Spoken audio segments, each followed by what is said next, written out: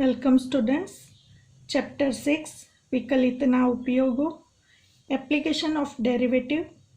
आ video में આપણે વધતા તથા ઘટતા વિધેયો વિવિધ આલેખો પરથી સમજીશું અને વ્યાખ્યા સ્પષ્ટ કરીશું। પહેલા કેટલાક આલેખો જોઈએ। વધતા અને ઘટતા વિધેયો એટલે કે ઇન્ક્રીઝિંગ ફંક્શન અને ડિક્રીઝિંગ ફંક્શન સમજવા માટે આપણે સૌ પ્રથમ બે ગ્રાફ જોઈએ। मित्रों तमने ख्याल है कि एक्स इक्वल टू वाय नो आलेख आ रीते उगम बिंदु में पसार थती रेखा मळे, ज्यारे x equal to minus y नो आलेख आ तरफ उगम बिंदु में पसार थती रेखा मळे। तो एक्स इक्वल टू वाय रेखाना आलेख में तमे जोई सको छो एक ने संगत एक छे, बे ने संगत बे छे, 2.5 ने संगत 2.5, 3 ने संगत 3, -1 ने संगत -1, -2 ने संगत -2। एटले कि आपणे एवुं कही शकीए कि जेम जेम एक्स वधे छे तेम तेम वाय वधे छे। अहीं एक्सनुं मूल्य वधारता जईशुं तेम तेम वायनुं मूल्य वधतुं जाय छे। एवुं सतत दरेक किंमतो माटे थाय छे।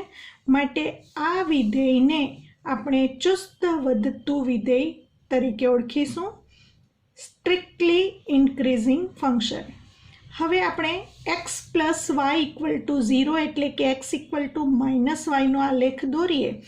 तो x equal to minus y होवाथी एक ने संगत -1 मळशे, 1 ने संगत -1, 2 ने संगत -2, 2 ने संगत -2, -1 ने संगत +1, -1 ने संगत +1, -2 ने संगत +2, -2 ने संगत +2 एटले कि x plus y equal to 0 नो आलेख आ रीते उगम बिंदु मांथी पसार थती रेखा मळे। हवे एमां स्पष्ट ख्याल आवशे कि जेम जेम एक्स वधे छे तेम तेम वाय घटे छे। एक्स जेम जेम वधता जाय छे तेम तेम वायनुं मूल्य घटतुं जाय छे, कारण के x equal to minus y छे। तो अहीं स्पष्ट रीते जोई शकाय छे कि आ चुस्त घटतुं विधेय छे, एटले के स्ट्रिक्टली डिक्रीजिंग फंक्शननुं आ उदाहरण छे एवुं कही शकीशुं। चुस्त वधतुं विधेय अने चुस्त घटता विधेय पछी आपणे बीजो एक आलेख समजीए। मित्रों तमे 11मा धोरणमां शीखी गया y = sin x नो आलेख आ रीते आपणने उगम बिंदुमांथी पसार थतो आ रीते वेव मळे छे અને sin x નો વિસ્તારગણ સંવૃત અંતરાલ -1 to 1 હોવાથી y ની કિંમત -1 અને +1 ની વચ્ચે આલેખ આ રીતે તરંગ પ્રકારે મળે છે। હવે અહીંથી આટલો અંતરાલ જોઈએ તો વિવૃત અંતરાલ 0 થી π/2 માં સતત x વધે તેમ તેમ y વધે છે, એટલે આપણે કહી શકીશું વિવૃત 0 π/2 માં y = sin x विधेय વધતું વિધેય છે। परंतु π/2 થી π અંતરાલની વાત કરીએ તો જેમ જેમ x વધે છે તેમ તેમ y ઘટે છે। સ્પષ્ટ રીતે આલેખ પરથી ખ્યાલ આવે છે x વધે તેમ y ઘટે, એટલે કે π/2 થી π ના અંતરાલમાં y = sin x ઘટતું વિધેય છે। એ જ પ્રમાણે π થી 3π/2 ના અંતરાલમાં પણ एक्स जेम जेम वधे छे तेम तेम वाय घटे छे एवुं स्पष्ट ख्याल आवे छे। माटे आ आखो अंतराल विवृत अंतराल π/2 થી 3π/2 मां एक्स वधता वाय घटे छे एटले घटता विधेयनुं उदाहरण छे।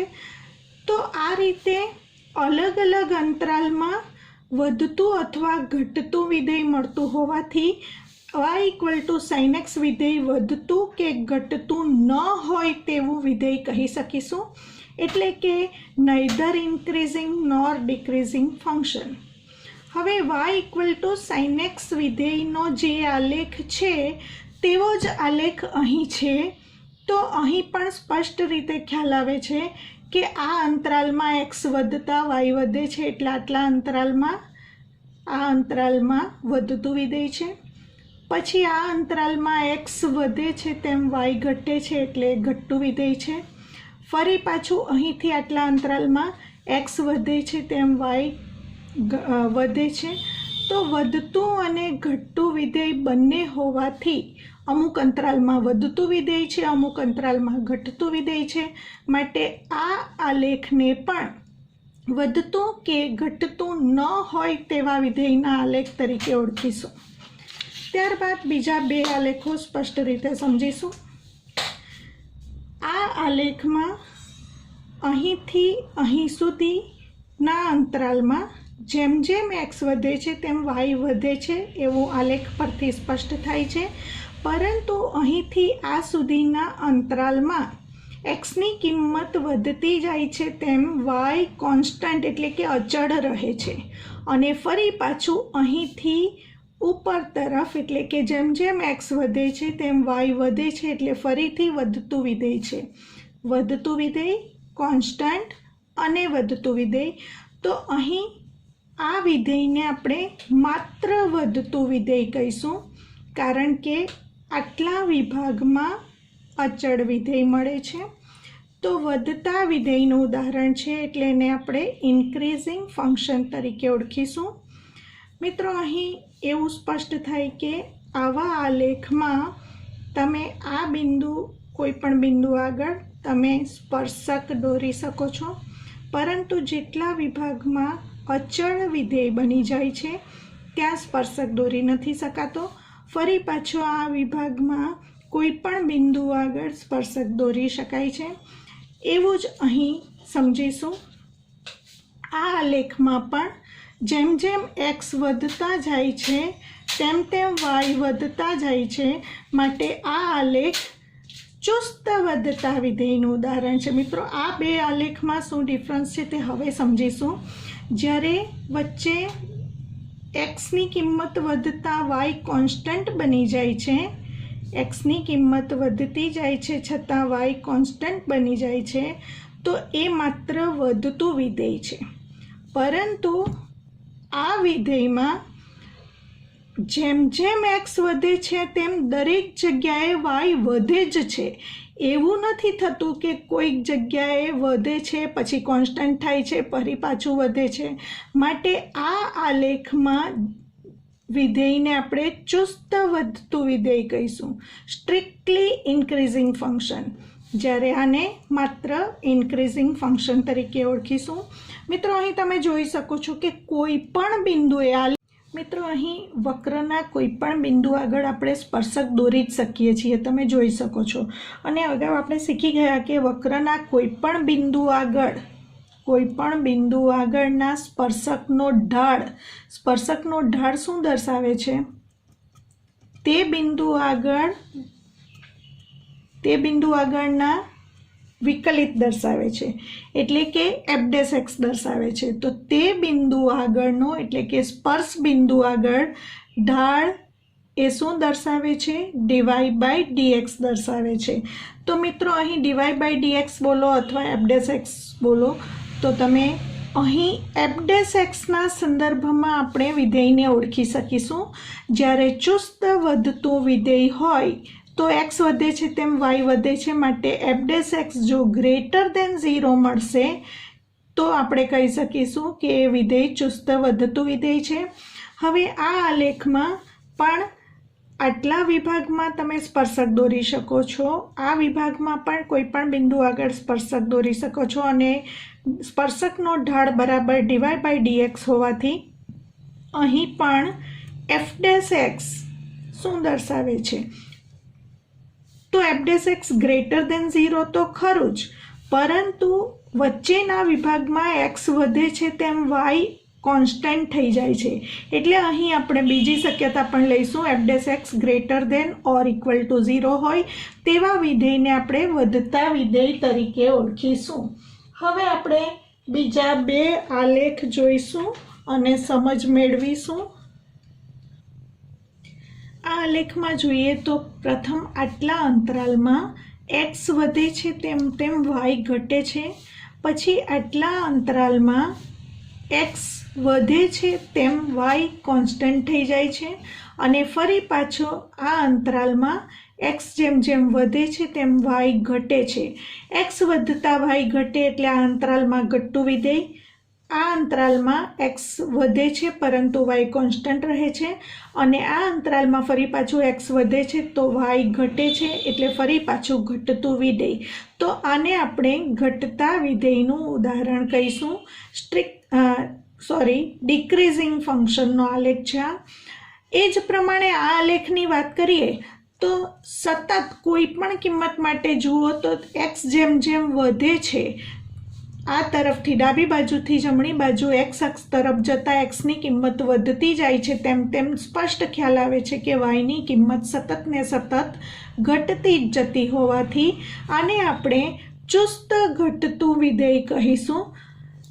તો આને આપણે સ્ટ્રિક્ટલી ડિક્રીઝિંગ ફંક્શન તરીકે ઓળખીશું. હવે મિત્રો હમણાં સમજ્યા તે પ્રમાણે આ આલેખના કોઈ પણ બિંદુ આગળ તમે વક્રનો સ્પર્શક દોરી શકો છો, અને વક્રના સ્પર્શકનો ઢાળ એ dy/dx એટલે કે fxનો x આગળનો વિકલિત, તે બિંદુ સ્પર્શ બિંદુ આગળનો વિકલિત દર્શાવે છે, એટલે f'x દર્શાવે છે. તો સ્પર્શકનો ઢાળ તે સ્પર્શ બિંદુ આગળના fx વિધેયનો વિકલિત હોવાથી f'x જો લેસ ધેન 0, કારણ કે x વધતા y સતત ને સતત ઘટે છે, માટે f'x જો લેસ ધેન 0 હોય તો તેવા વિધેયને આપણે ચુસ્ત ઘટતું વિધેય કહીશું. અને અહીં f'x લેસ ધેન 0 તો ખરું જ, કારણ કે અહીં ઘટતું વિધેય છે, પરંતુ સાથે વચ્ચેના અંતરાલમાં x વધતું હોવા છતાં yની કિંમત અચળ રહેતી હોવાથી ઇક્વલ ટુ 0, કારણ કે આટલા વિભાગમાં વક્રના આટલા વિભાગમાં કોઈ પણ બિંદુ આગળ સ્પર્શક દોરી શકાતો નથી, માટે અહીં f'x ઇક્વલ ટુ 0 મળે. માટે f'x જ્યારે less than or equal to 0 મળે ત્યારે વિધેયને આપણે ઘટતું વિધેય કહીશું. તો મિત્રો હવે વ્યાખ્યાને આપણે 4 ભાગમાં વહેંચીને યાદ રાખીશું. ધારો કે interval i equal to open interval ab વિવૃત અંતરાલ ab એ વાસ્તવિક વિધેય fના પ્રદેશનો ઉપગણ છે, એટલે કે આને આપણે પ્રદેશ ગણ લઈશું અને એમાંથી કિંમતો પસંદ કરીશું. ધારો કે x1 અને x2 બે કિંમતો વિવૃત અંતરાલ ab માંથી લીધી છે, તથા x1 less than x2 implies fx1 less than or equal to fx2 મળે એવું પ્રત્યેક x1 x2 બિલોંગ્સ ટુ પ્રદેશ વિવૃત અંતરાલ ab માટે મળે તો f ને વિવૃત અંતરાલ ab પરનું વધતું વિધેય છે તેમ કહીશું. જો અહીં લેસ ધેન હોય તો અહીં less than or equal to, જો અહીં ગ્રેટર ધેન હોય તો અહીં greater than or equal to. બીજી વ્યાખ્યા જોઈશું.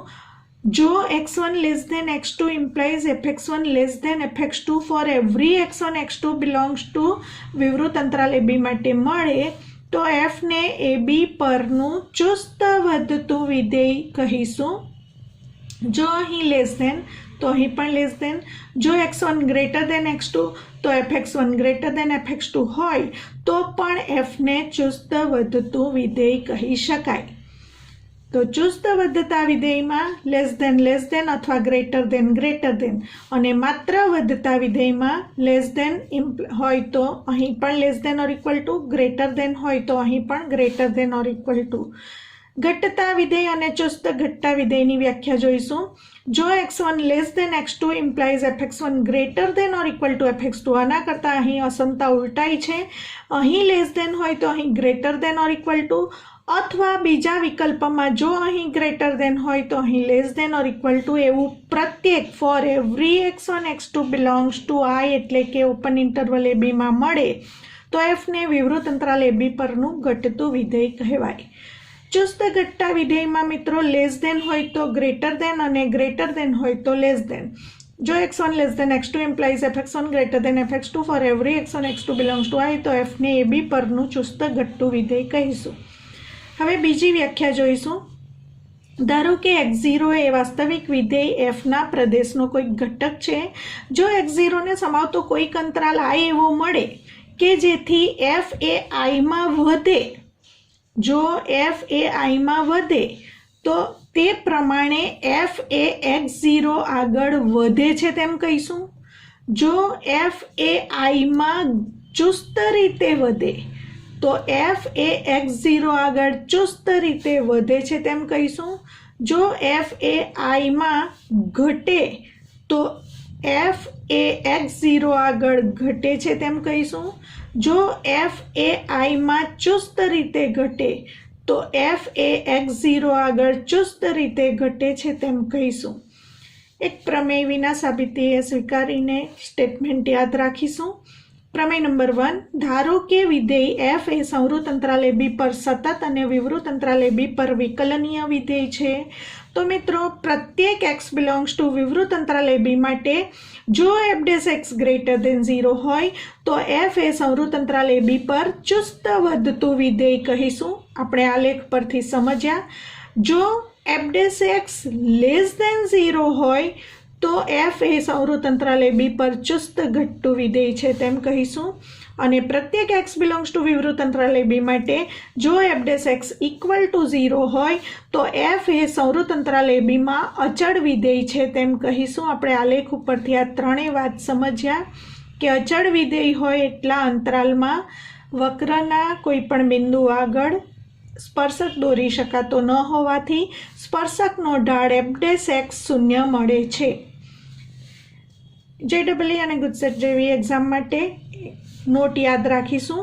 કોઈક h ગ્રેટર દેન 0 માટે fના પ્રદેશનો ઉપગણ હોય તેવો કોઈક વિવૃત અંતરાલ i x0 માંથી અત્યંત નાની ધન વાસ્તવિક સંખ્યા h બાદ કરીશું અને x0 માં અત્યંત નાની ધન વાસ્તવિક સંખ્યા h ઉમેરીશું. તો એવો ઇન્ટરવલ i અસ્તિત્વ ધરાવે છે કે જેથી for every x1 x2 belongs to i માટે x1 less than x2 implies fx1 less than or equal to fx2 થાય તો વિધેય f એ x0 આગળ વધતું વિધેય છે તેમ કહેવાય. મિત્રો, નેક્સ્ટ વિડીયોમાં વધતા અને ઘટતા વિધેય પર આધારિત એક્સરસાઇઝ 6.2 જોઈશું.